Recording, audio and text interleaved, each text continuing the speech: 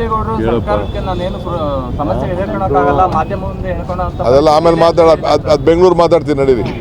ಈಗ ಮುಖ್ಯಮಂತ್ರಿ ರಮೇಶ್ ಬಂಡಿ ಸಿದ್ದೇಗೌಡರು ಬೆಂಗಳೂರು ಮಾತಾಡ್ತೀನಿ ನಡೀರಿ. ಅದು ಇದಕ್ಕೂ ಸಂಬಂಧ ಇಲ್ಲ ನೋಡ್ರಿ.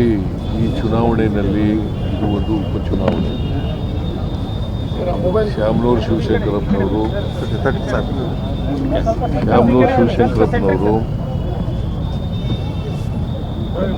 ಇದನ್ನ 5 ಬಾರಿ ಅವ್ರು ಆರು ಬಾರಿ MLA, 1 ಬಾರಿ ನಾಲ್ಕು ಬಾರಿ ದಾವಣಗೆರೆ ಸೋತು. ನಾನು 2 ಬಾರಿ 6 ಬಾರಿ MLA ಆಗಿದ್ದಾರೆ ಆಗಿದ್ರು. ಮತ್ತೆ SS ಮಲ್ಲಿಕಾರ್ಜುನ 2 ಬಾರಿ MLA. ದಾವಣಗೆರೆ ದಕ್ಷಿಣ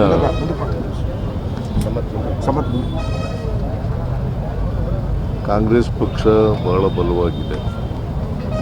ದಕ್ಷಿಣದಲ್ಲಿ ನಾವು ಸಮರ್ಥವರನ್ನು ಅಭ್ಯರ್ಥಿಯನ್ನಾಗಿ ಮಾಡಿದ್ದೀವಿ. ನಾನು ಕೂಡ ಇವತ್ತು ನಾಮಿನೇಷನ್ ಹಾಕುವಾಗ ಭಾಗಿಯಾಗಿದ್ದೆ. ನಮ್ಮ ಬ್ಲ್ಯಾಕ್ ಕಮಿಟಿ ಅಧ್ಯಕ್ಷ ಅಯ್ಯೂಬ್ ಕೂಡ ಇದ್ದರು. ಇಲ್ಲೇ ಇದ್ದಾರೆ ಅಯ್ಯೂಬ್ ಕೂಡ ಇದ್ದರು. SS ಮಲ್ಲಿಕಾರ್ಜುನ ಕೂಡ ಇದ್ದರು. DKC ಜಿಲ್ಲಾ ಗುರುಬರ ಸಮಾಜ ಅಧ್ಯಕ್ಷರು ಗೋಣೆಪರ್. ನಮ್ಮದು ಎಲ್ಲರನ್ನೂ ಒಳಗೊಳ್ಳಿರ್ತಕ್ಕಂಥ ಪಕ್ಷ.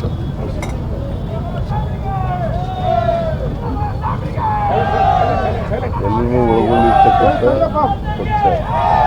ಇನ್ಕ್ಲೂಸಿವ್ ಗ್ರೋತ್ನಲ್ಲಿ ನಂಬಿಕೆ ಇಟ್ಕೊಂಡಿರ್ತಕ್ಕಂಥದ್ದು. ನಾವು ಯಾವತ್ತೂ ಕೂಡ ಆ ಧರ್ಮ ಈ ಧರ್ಮ, ಆ ಜಾತಿ ಈ ಜಾತಿ ಅಂತ ನೋಡೋದಿಲ್ಲ.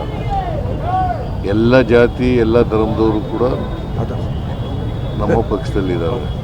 ಎಲ್ಲ ಸಂಸ್ಕೃತಿ ಇರ್ತಕ್ಕಂಥವ್ರು ಕೂಡ ನಮ್ಮ ಪಕ್ಷದಲ್ಲಿದ್ದಾರೆ. ನಾವು ಮಹಿಳೆಯರು, ರೈತರು, ದಲಿತರು, ಹಿಂದುಳಿದವರು, ಅಲ್ಪಸಂಖ್ಯಾತರು, ಕಾರ್ಮಿಕರು ಇವರೆಲ್ಲರನ್ನೂ ಒಳಗೊಂಡಿರ್ತಕ್ಕಂಥ ಪಕ್ಷ. ಸಮಾಜದಲ್ಲಿ ಯಾವುದಾದ್ರೂ ಒಂದು ಪಕ್ಷ ಇನ್ಕ್ಲೂಸಿವ್ ಗ್ರೋತ್ನಲ್ಲಿ ನಂಬಿಕೆ ಇಟ್ಕೊಂಡಿರೋರು, ಎಲ್ಲರನ್ನೂ ಒಳಗೊಳ್ಳಿರ್ತಕ್ಕಂಥ ನಂಬಿಕೆ ಇಟ್ಕೊಂಡಿರ್ತಕ್ಕಂಥದ್ದು ಕಾಂಗ್ರೆಸ್ ಪಕ್ಷ ದೇಶದಲ್ಲಿ ಇರ್ತಕ್ಕಂಥದ್ದನ್ನು ಭಾಳ ಸ್ಪಷ್ಟಪಡಿಸಿದ್ದಾರೆ. ನಾವು ಯಾವತ್ತೂ ಕೂಡ ಕಾಂಗ್ರೆಸ್ ಪಕ್ಷ ಆ ಜಾತಿ ಈ ಜಾತಿ ಈ ಧರ್ಮ ಅಂತ ನೋಡೋದಿಲ್ಲ. ಎಲ್ಲರೂ ಒಟ್ಟಿಗೆ ಬೆಳೆಸ್ತಕ್ಕಂಥ ಇಡೀ ರಾಜ್ಯನ ಅಭಿವೃದ್ಧಿಪಡಿಸ್ತಕ್ಕಂಥ ಕೆಲಸವನ್ನು ಮಾಡಿದ್ದೀವಿ. ಮತ್ತು ಕಾಂಗ್ರೆಸ್ ಪಕ್ಷ ಇದೆಯಲ್ಲ, ನುಡಿದಂತೆ ನಡೀತಕ್ಕಂಥ ಪಕ್ಷ. ಏನು ಜನರಿಗೆ ಭರವಸೆ ಕೊಟ್ಟಿರ್ತೀವಿ, ಆ ಭರವಸೆಗಳನ್ನು ಈಡೇರಿಸ್ತಕ್ಕಂಥ ಪಕ್ಷ. ನಾವು ಸುಳ್ಳು ಭರವಸೆಗಳನ್ನು ಕೊಡಲಿಕ್ಕೆ ಹೋಗಲ್ಲ. ಏನು ಹೇಳ್ತೀವಿ ಅದರಂತೆ ನಡ್ಕೋತೀವಿ.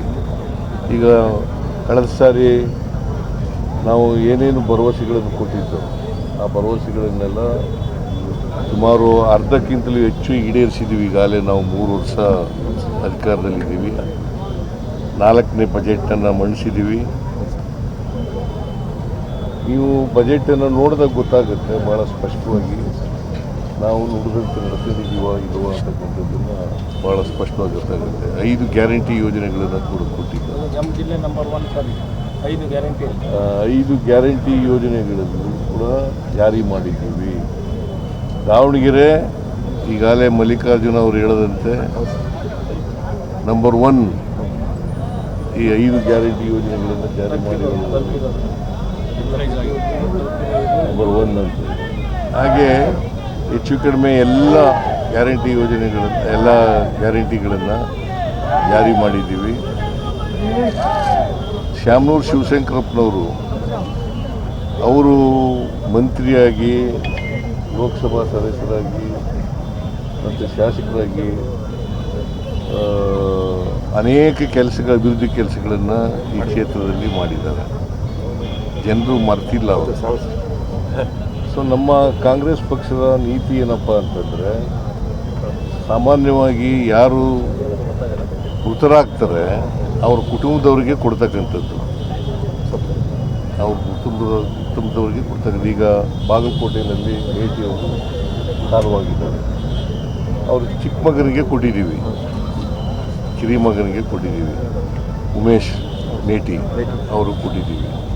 ಇಲ್ಲಿ ಶ್ಯಾಮನೂರು ಶಿವಶಂಕರಪ್ಪನವರು ಕಾಲವಾಗಿದ್ದಾರೆ, ಅವರ ಮೊಮ್ಮಗ ಸಮರ್ಥ ಅಂತೇಳಿ ಅವ್ರಿಗೆ ಕೊಟ್ಟಿದ್ದೀವಿ.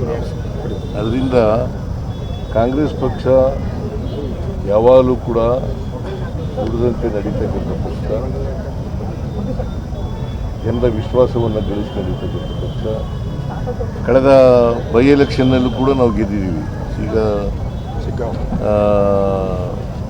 ನಮ್ಮ ಜನರಲ್ ಎಲೆಕ್ಷನ್ ಆದಮೇಲೆ 3 ಬೈ ಎಲೆಕ್ಷನ್ಗಳು ನಡೆದವು. ಒಂದು ಬಸವರಾಜ ಬೊಮ್ಮಾಯಿ ಶಿಗ್ಗಾಂವ್, ಇನ್ನೊಂದು ಚನ್ನಪಟ್ಟಣ, ಆಮೇಲೆ ಸಂಡೂರು. 3 ಕಡೆ ಬೈ ಎಲೆಕ್ಷನ್ಗಳು ನಡೆದವು. ದೊಡ್ಡ ಅಂತರದಿಂದ ಗೆದ್ದು ಕುಮಾರಸ್ವಾಮಿ ಅವರು ಮಗನೇ ಸ್ವತಃ ನಿಂತಿದ್ದ ಚನ್ನಪಟ್ಟಣದಲ್ಲಿ. ಯೋಗೇಶ್ವರ್ ಗೆದ್ದ. ಸುಮಾರು ಎಷ್ಟು 22,000 ಅಲ್ಲ, 22,000 ಅಂತರ. 25.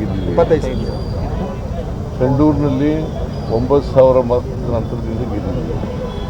ಮತ್ತು ಶಿಗ್ಗಾಂವ್ನಲ್ಲಿ 12,000 ಮತಗಳು. ಶಿಗ್ಗಾಂವ್ನಲ್ಲಿ ನಿಂತಿದ್ದವ್ರು ಯಾರು? ಬಸವರಾಜ ಬೊಮ್ಮಾಯಿ ಅವರ ಮಗನ BJPಯಿಂದ ಗೆದ್ದಿದ್ದು. ಮತ್ತು ನಾವು ಮುಸ್ಲಿಂ ಹಾಕಿದ್ದು ಪಠಾಣ ಅಂತೇಳಿ, ಅವರು ಗೆದ್ದಿದ್ದಾರೆ. 12,000 ಅಂತರದಿಂದ ಗೆದ್ದಿದ್ದೀವಿ. ಅಂದರೆ ಜನ ನಮ್ಮ ಮೇಲೆ ವಿಶ್ವಾಸ ಇಟ್ಟಿದ್ದಾರೆ, ನಮ್ಮ ಮೇಲೆ ನಂಬಿಕೆ ಇಟ್ಟಿದ್ದಾರೆ, ನಾವು ಕಾರ್ಯಕ್ರಮಗಳ ಮೇಲೆ ನಂಬಿಕೆ ಇಟ್ಟಿದ್ದಾರೆ. ಅದರಿಂದ ನಾವು ಈ ಚುನಾವಣೆಯೂ ಕೂಡ 100ಕ್ಕೆ 100 ಗೆಲ್ತೀವಿ ಅಂತಕ್ಕಂಥ ವಿಶ್ವಾಸ ಇದೆ,